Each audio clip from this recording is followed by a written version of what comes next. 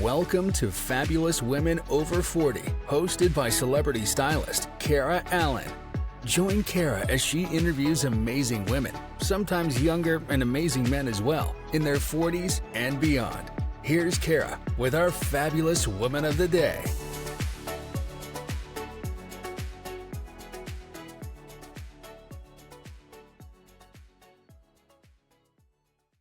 Beautiful people, welcome to another inspiring episode of Fabulous Women Over 40 podcast. I'm your host, Kara Allan, a personal stylist and branding expert with over 22 years of experience helping men and women create powerful presences through their appearance. This podcast is dedicated to celebrating the incredible men and women over 40 who are redefining what it means to be fabulous at any age. Today, we're diving into an important and often overlooked topic, men's health. I'm so excited to be joined by one of my favorite people, Dr. Girish Kalva. Dr. Kalva is a respected physician who has dedicated his career to advancing conversations around wellness, preventative care, and overall health for men and women. His passion is helping men not live just longer lives, but stronger, healthy, and more vibrant lives. In today's conversation, we're going to unpack the unique challenges men face when it comes to health, the importance of early detection, lifestyle habits that make a difference, and how women can support the men in their lives to take better care of themselves. So whether you're listening for your partner, father, brother, or even your son, this is a conversation that matters to all of us. Let's welcome Dr. Kalva to the show. So good to have you back. Thank you. Thank you for having me back. Of course. And I just have to say, I've already lost, I think, since when we first started talking, when we first met, and you first gave me all those fabulous tips at the Pathways seminar, I've already lost 7 pounds. So exciting. Amazing. It's great. So I'm excited to dive into our topic today because I think this is the first time we ever really talked about men's health on this podcast. So I'm excited. So why do you think men's health isn't talked about as openly as women's health? There are multiple reasons for that. The primary one is men feel that they're superhuman. Pardon me for saying that. I'm a man myself. Being a functional medicine doctor, I would say I should have done $4,000 worth of testing. I probably did $400 worth of testing so far. It's just a perception that men think that they're the head of the household, or they think that they're male, all the testosterone. There's so many reasons, but ideally, I would say multiple factors are there. One of them is being the bread earner. They feel like they have a responsibility to hide their illnesses, to not show their weaknesses, to feel like, if I'm weak, if I'm sick, I can't do what I'm supposed to do. There's so many reasons, emotional, psychological, social, and the kind of way men are brought compared to women. Women are more vocal. Just to be honest to you, out of my 10 patients in my office, 9 are women. There's only 1 male for 9 females that come and see.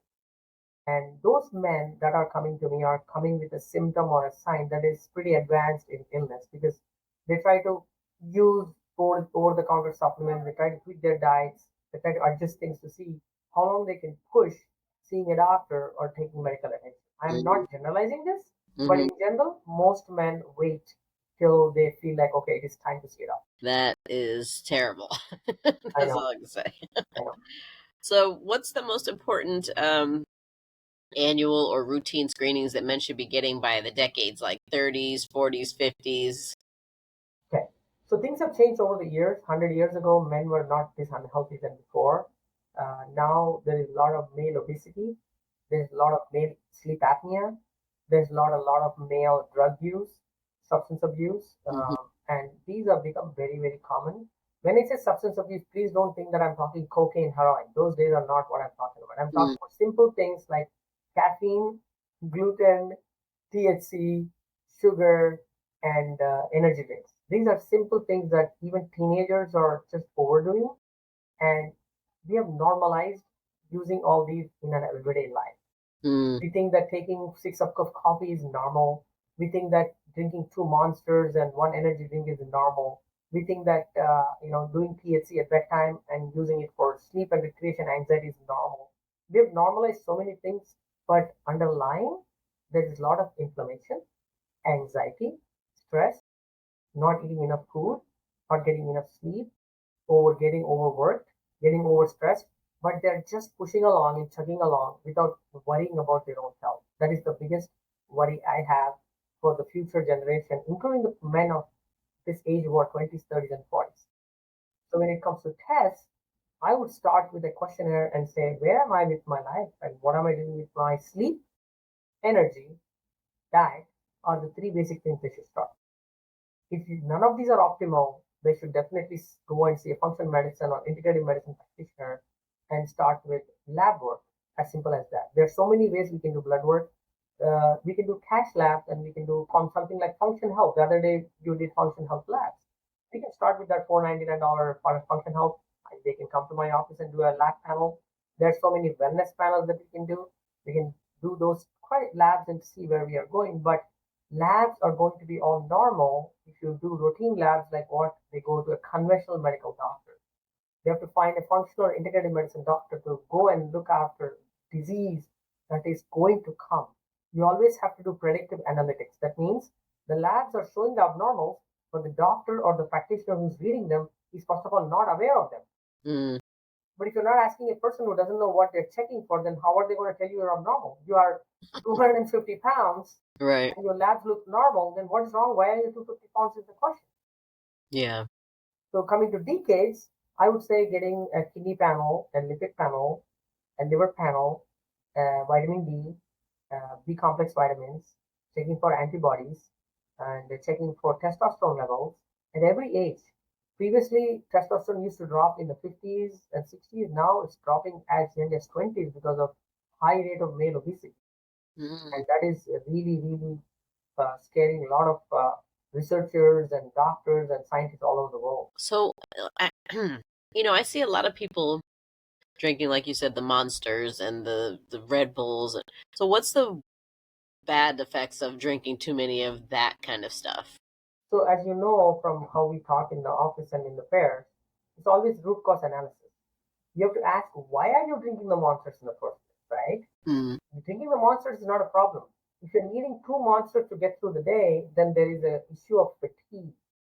So fatigue is so omnipresent in our society right now that after COVID, there's so many reasons for inflammation that everybody's fatigued. And when you have excess weight, to carry your weight, to go through the day, you're requiring 3 cups of coffee and two Monsters. That shows that enormous amount of inflammation is going on your body. Your brain is not able to focus. You're not able to do your day's job, computer job, working job, driving job, whatever job you could be, whatever profession you are in.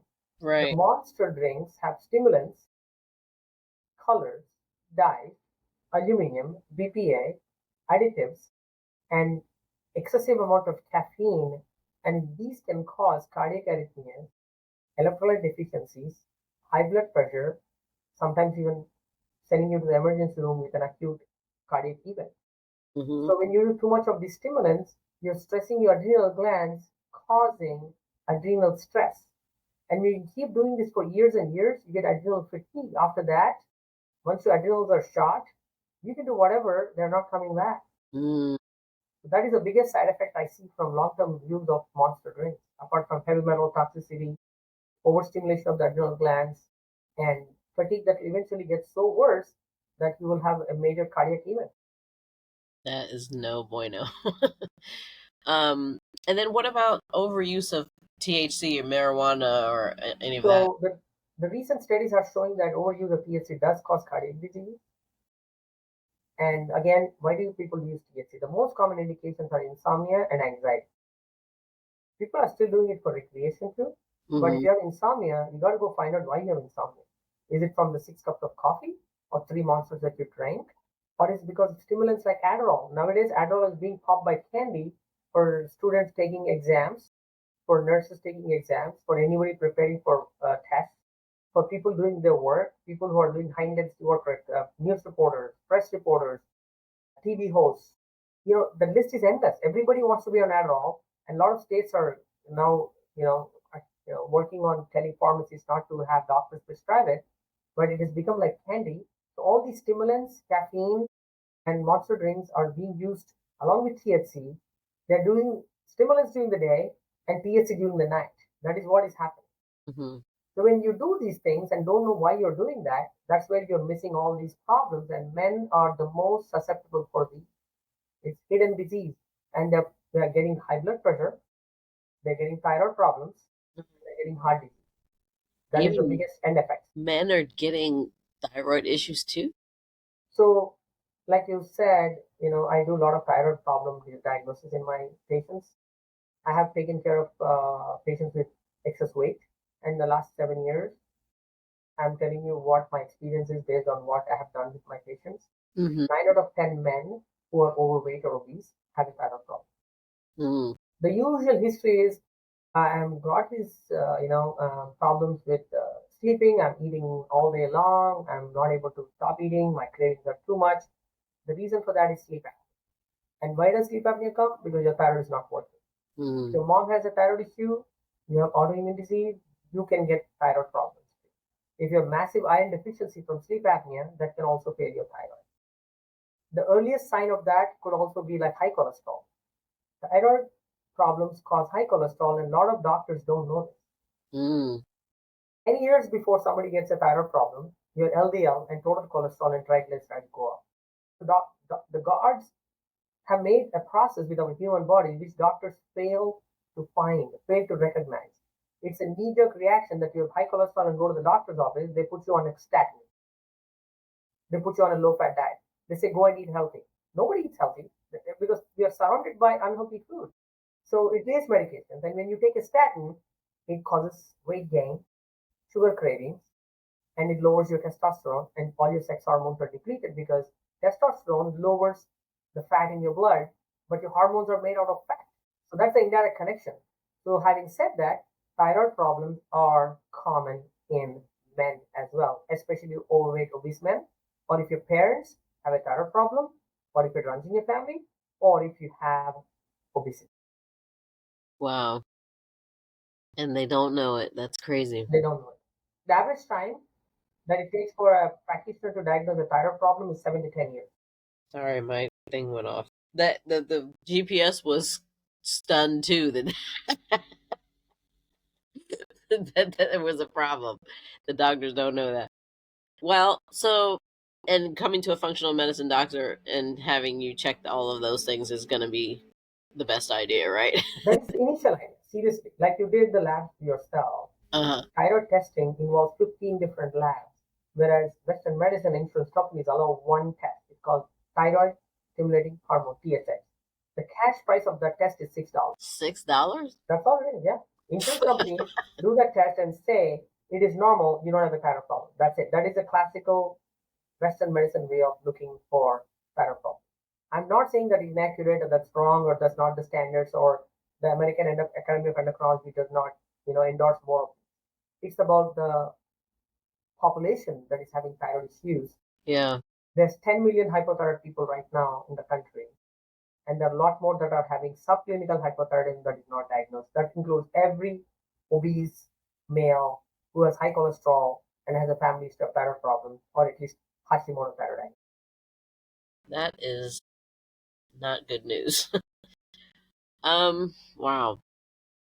So okay, well, let's switch over to the other side. What can you talk about prostate health? Like, yes, what's how do you do early detection, and what are some risk factors for prostate health? Excellent question. So prostate levels, in terms of blood work, we check something called PSA.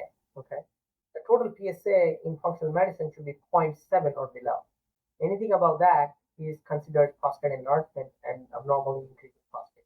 Now we should talk about why does the prostate get enlarged first before we talk about prostate health.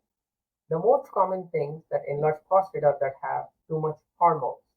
The foods that have a lot of hormones are processed dairy products and processed red meat. Any male that consumes too much of these two products is going to get prostate enlargement.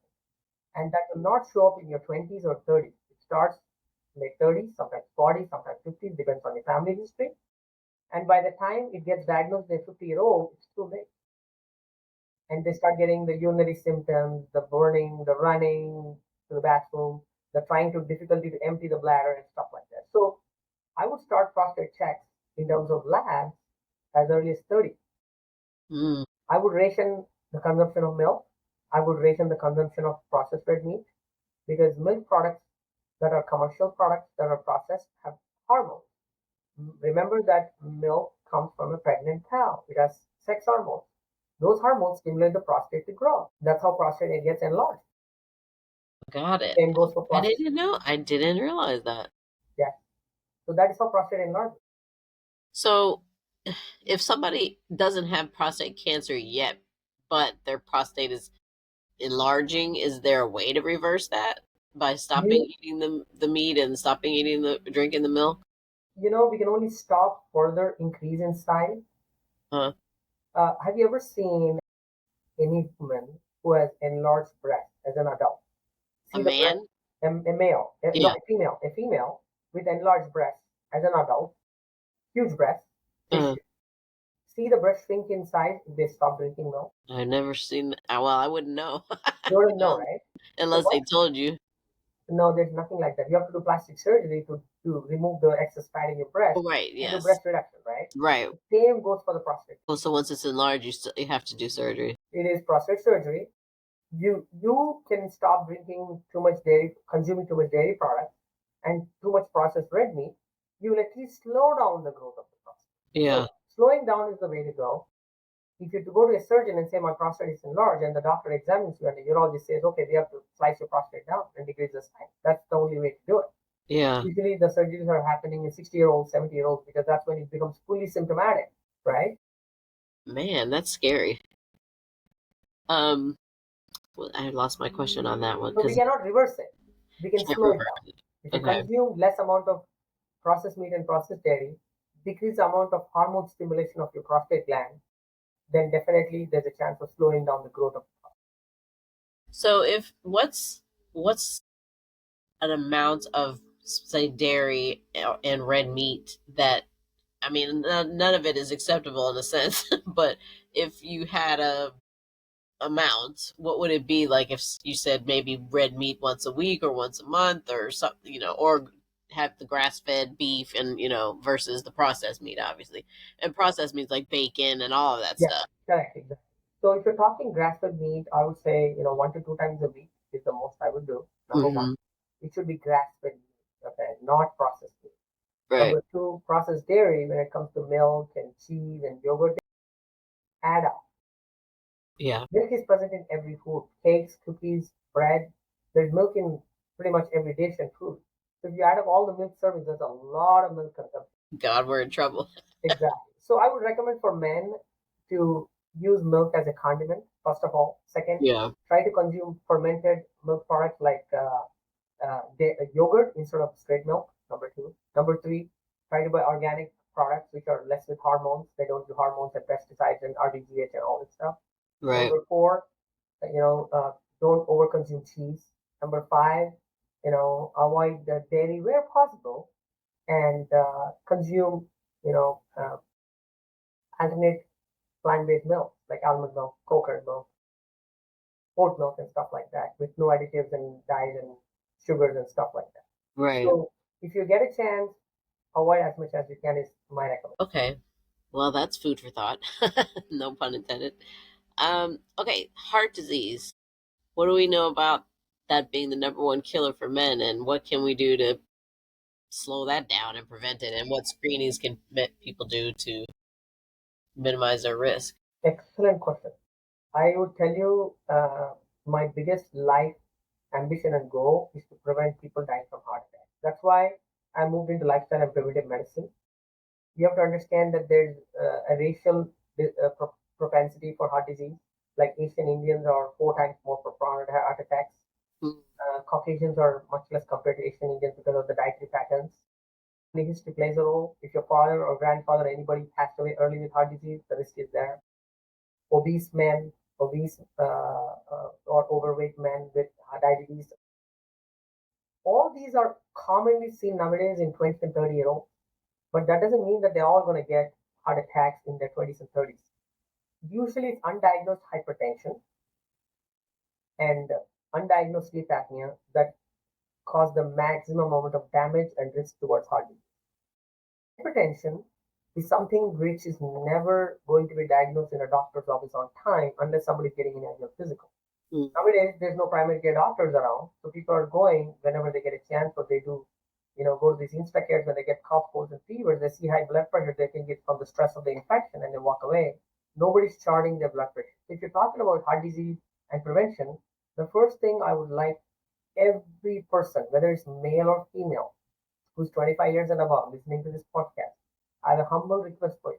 Go to Amazon, buy a blood pressure machine or any online website. For that matter, go to Costco. Wherever you find a machine that you like, use a portable blood pressure machine. Most of these are not 100% accurate. So use these blood pressure machines morning and night, at least twice a week. Okay.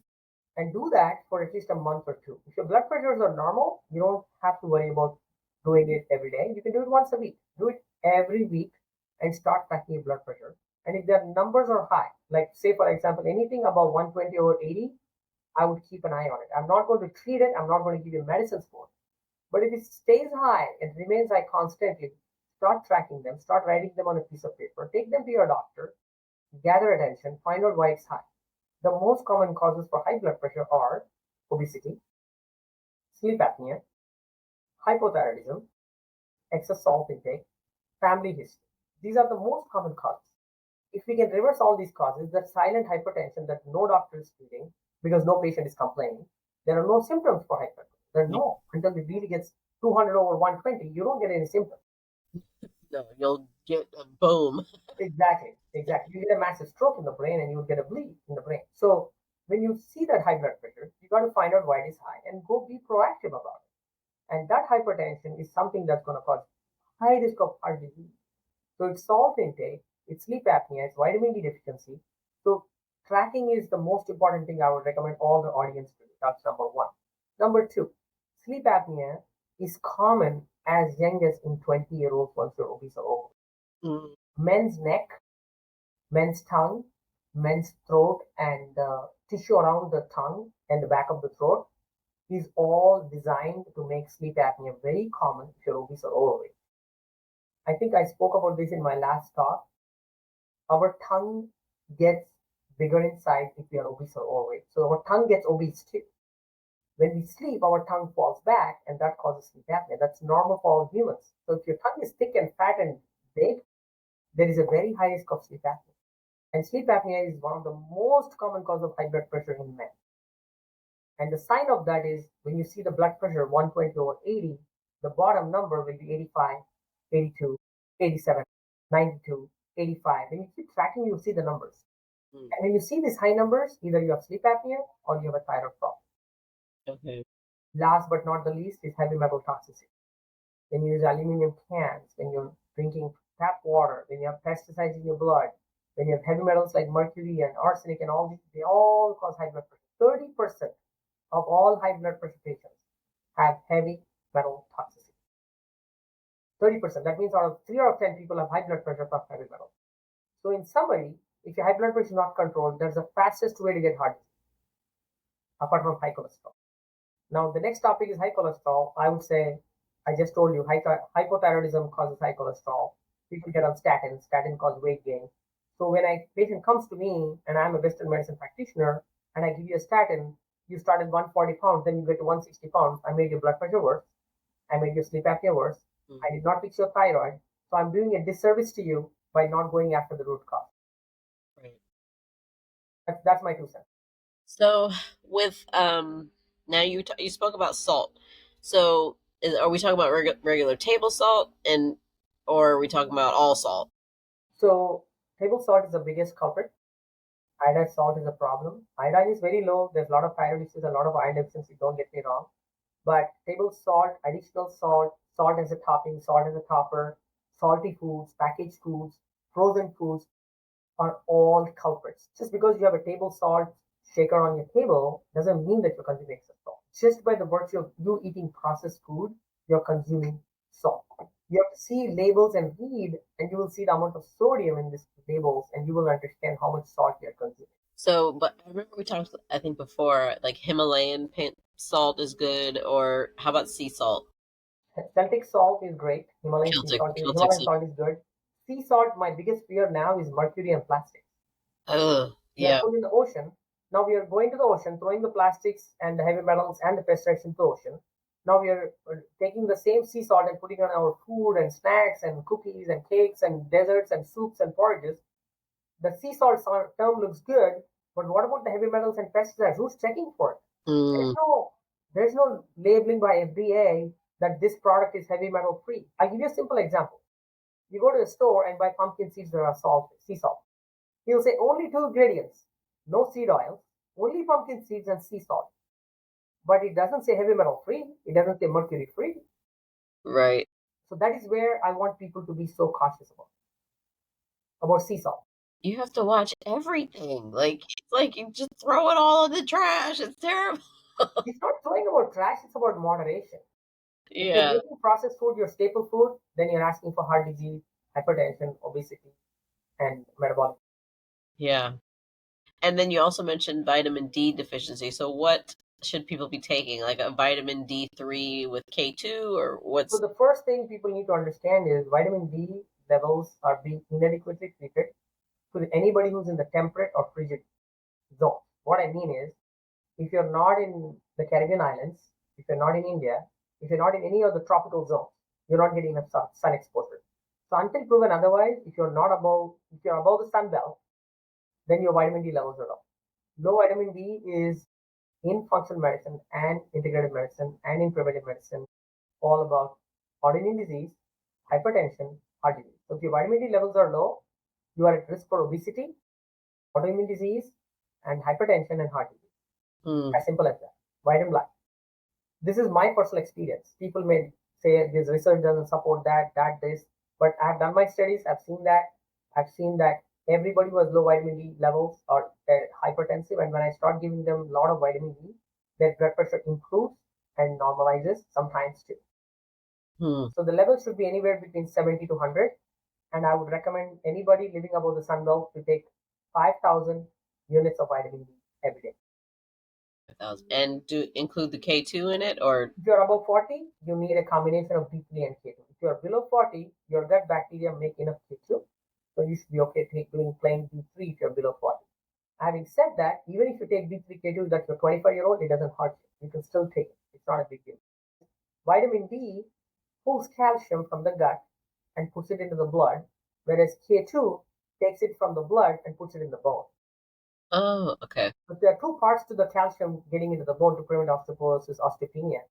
But vitamin D has so many amazing effects. We're not talking about just the bone. We're talking about brain and autoimmunity and hormones. And vitamin D is a hormone. It has 100 different functions in the body, not just taking care of your bone. Right. Makes sense. So what are your recommendations, say, like the top lifestyle changes, maybe 3 that men could make starting today? Obviously get your blood levels checked, but like other than that. Lifestyle change. Yeah. Lifestyle change is the first thing I would ask all men who are listening to the podcast. Eat dinner at 6 o'clock. The only reason for that is if you eat late dinners, you're not digesting the food. You have a risk for sleep apnea. You're 25 plus.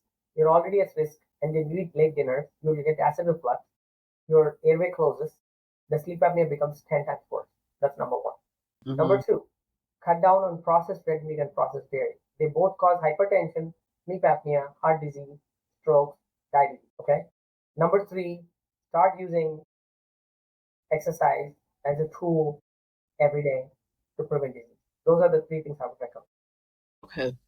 Those are good tips to start today. And then how can the women in the men's lives encourage them to prioritize their health without nagging them or creating any resistance, The only thing I would recommend all the women watching the podcast is watch your spouses, partners, friends, kids, parents closely. Look at them and see if they're metabolically healthy. What is metabolically healthy? Somebody who's healthy, muscular, and not has a pot belly, doesn't have gynecomastia, which is male breast, doesn't snore a lot. If your husband is snoring to the point that you can't sleep at night, it's time to see a doctor. Yeah. Have you heard about the word sleep divorce? No. No. Sleep divorce is when men and women are all living together. They love each other so much they can't leave each other, and the woman sleeps in one room and the man sleeps in another room because the guy snores so badly that they can't sleep in the same room. That's a sleep divorce. So if your husband's sex drive is low, or if they have erection problems, I'm talking about your partner, I mean, okay? If your partner has erection problems, that could be heart disease. Erection problems are very common in undiagnosed diabetes, undiagnosed vascular disease, undiagnosed hypertension, undiagnosed heart disease. If your partner is not able to sustain an erection, that could be heart disease. I'm not saying that everybody will have it. I'm just Yeah, saying they it probably could be. no testosterone. Exactly. It could be from no testosterone or it could be from heart disease because the artery that supplies the penis is an end artery, just like an artery that supplies the heart. So you have to be very careful. So women just have to watch their men and say, what can I do to protect my partner, my son, my father, my brother? So honestly, men don't want to seek medical attention. So women literally have to get the blood test done, get them tested. And sleep studies now are completely changed. I talked so much about sleep apnea in the last 30, 40 minutes. Previously, sleep study used to be done in a special place where you go sleep, where all those 100 leaves. The test now is like $2,500 as terms of cost if you pay cash. Now you can do it with just a little box that comes to your home, and its cash price of that is $150. It's not a lot at all. Mm. There are some companies even doing sleep studies for toddlers at home and kids at home where they don't have to go to these special places. Mm-hmm. Because insurance companies have made it so hard to get sleep studies until and unless a sleep doctor refers you to one sleep study. So you can do so many things on your own at home. So you can have your husband order it online, have him wear those little wires on his head and hand and put the little lead and they go to bed and you sleep in the next day room and get the sleep and you ship it all back to the place and they record it and you get a report in a week and then take that to your primary care doctor or your family doctor and say, hey, my husband has severe sleep apnea, I want a full blood work done. Mm-hmm. So chase after it and get the labs done for the thyroid. Yeah. And get them tested. That make sure they eat healthy, make sure they avoid processed food, make sure they stop snacking, make sure they take away their stimulants. All energy drinks cause high blood pressure. All energy drinks.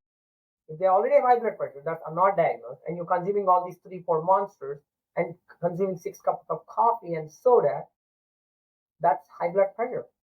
That's heart disease. That's man's health. Wow. And if they have like testosterone and erection problems, like you were saying, is it good for them to go see a doctor about that specifically? Like when you say aversion problem, like a urologist? Would it be good to go to see a yeah, sure. urologist? When you say aversion, meaning like what? I didn't understand. Like not being able to sustain an erection, like you were saying. If they're not sustaining erection, you are 100% correct. It may not always be heart disease. It could also be low testosterone. And low testosterone is common in obese men because there's so much estrogen floating from the belly fat. Men make a chemical called estrone in their belly fat. It's because of an enzyme in the belly fat that's called aromatase. What we call in layperson language as man boobs is nothing but that estrone causing breasts in men and a huge prostate because they have a lot of belly fat. So when you see all these and when you have a problem with erection, that's too much estrogen, too low testosterone, and a thyroid problem, along with sleep apnea causing vascular disease. It could be a combination of everything. It could be each isolated. So if you go to a urologist or you go to somebody who's just prescribing testosterone injections, you're welcome to take it. But the danger is in that is testosterone injections cause high blood pressure and they cause weight gain. So if you're already overweight and you're trying to improve your sex drive and you take testosterone injections without getting tested for all these problems, that's the fastest way to get a heart attack. So you try to solve one problem, end up with 2, 3 more. God. Well, but we're lucky that we have you around to help us get this situated. So how can everybody find you on the web, your phone number, where you located? Thank you for asking. I'm at NIA, National Integrated Health Associates. This is in Friendship Heights, Washington, D.C. You can call my office at 202-237-7000. I request you, if you're not in DC, not in Maryland, not in Virginia, find the nearest functional medicine or integrative medicine doctor. Start working on being healthy at the age of 30. Start looking at your muscle mass, fat mass, bone mass by getting a body composition scan. We don't do these scans in our office, but I do this routinely for all men who come to my office. I do a cardiac scan for all men who come to my office. I check testosterone levels along with thyroid testing and sleep study in my office for everybody who walks in for a wellness visit. So this is what I do every day. My job is to prevent people from getting sick, prevent them from taking prescription drugs, prevent them from getting premature heart disease, especially if there's a family. Well, as always, it's been extremely informative. My head is always bursting after we get done because it's so much to take in, but I love it. And I love to continue doing these like once or twice, once a month maybe, so that everybody can get educated and get healthy. Thank you. Thank you so much. I really appreciate that you spread the word around. Today's generation is lucky that we have podcasts and people like you are sharing all this knowledge because it was not there 100 years ago. So now, if you have a good stuff, good information that we can share and people can save lives, moms and wives and sisters and daughters can save their family members' lives just by prevention, healthy eating, healthy sleeping, healthy food choices, then there's so much good karma. Yeah. And you can still do virtual appointments too, right? You don't, even if somebody's out of the area, they can Absolutely. do like we're doing on a Zoom call. Yes, you can see me through Zoom. Your testing can be done online. You don't have to see me in person. The state guidelines recommend that at least one visit should be in person. I'm licensed in Utah, Maryland, and DC right now. I'm trying to apply for a Virginia license too. But people come from Virginia to see me in person. But if you want to come and see me once and don't want to drive every couple of months to see me, you're welcome to come online and do Zoom visits. Usually the first two appointments are information heavy. The first one is all about getting your history, getting to know what you are doing, how can I prevent your diseases, get you to a healthy place. And the second one is giving you lab test results, your sleep study results, your testosterone levels, discuss everything, and then we create a plan. Then you see me once in 3-4 months and you're following the protocols and doing the healthy stuff and taking supplements, eating healthy. In a year, you'll feel so good. You won't even have to come back and see me. I don't need to see you. I don't want to see you. Well, we love to see you. It's all good. Thank you. Thank you. I'm just saying that that's how it should be. Yes, Yeah. for sure. Nobody should have to be going to the doctor every couple of months, if you're healthy. That's absolutely correct. That's not what we like to do. But thank you so much for your time. As always, it's, again, so informative. And I encourage everybody to call, visit, drive to go see Dr. Kalva, or you'll be at Pathways next month, right? Yes. That'll be in Tyson's, I believe. Yeah. Tyson. So yeah, check out pathways.com, I think it is, and you can buy tickets online. It's $10, something like that, and you can come and hear Dr. Kalva speak in person, and you'll be excited.